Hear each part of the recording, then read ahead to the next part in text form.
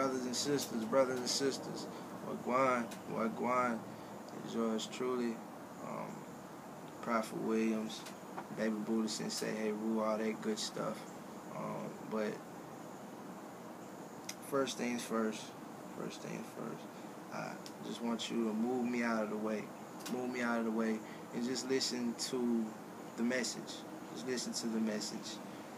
And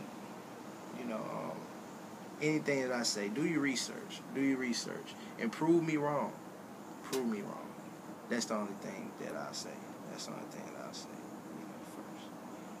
And the title of this lecture is "Your Savior is Their Devil." Your Savior is their devil. Or you could say your Christ is their Antichrist. Your Savior is their Lucifer. Whatever. But just to start off, to lay the groundwork and the foundation base of this conversation, I'll give you a movie.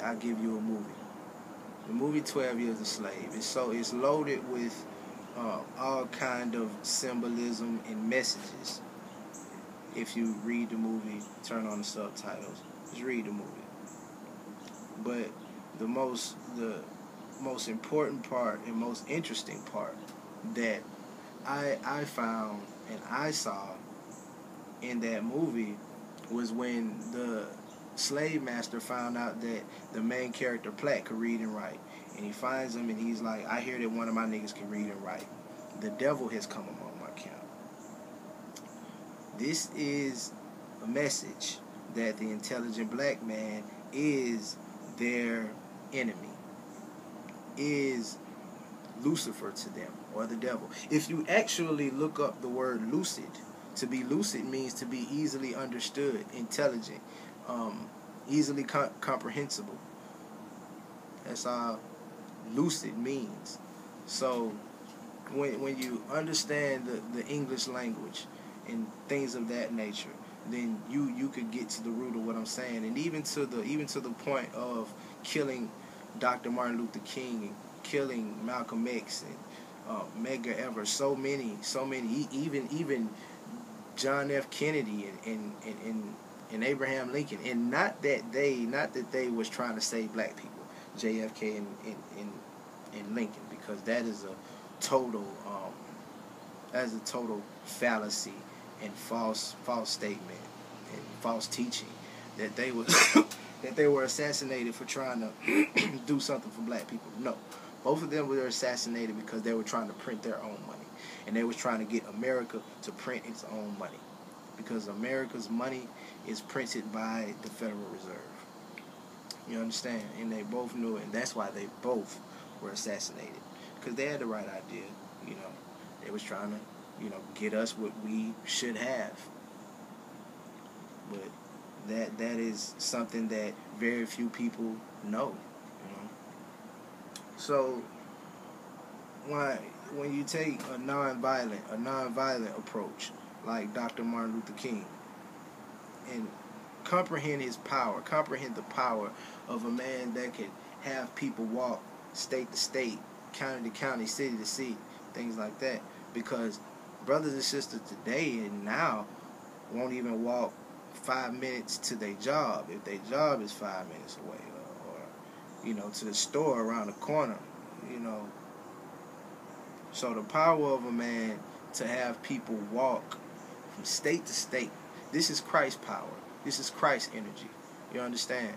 And we haven't had power like that in so long, and it's because we have gone for we have fed into all of the forbidden fruit that America has thrown out. And even Malcolm X, very few know that in a riot, there was a riot in Chicago. And Malcolm X came out and just raised his hand in the air, and everything stopped. And that's when the government figured that they had to take out this man, because this type of power, just like the power of Martin Luther King having the influence of people boycotting, and instead of riding the bus to work, they walking. Man, wow. Seriously, man. And this was just, 50, 60 years ago. So, and please look up the term drapetomania.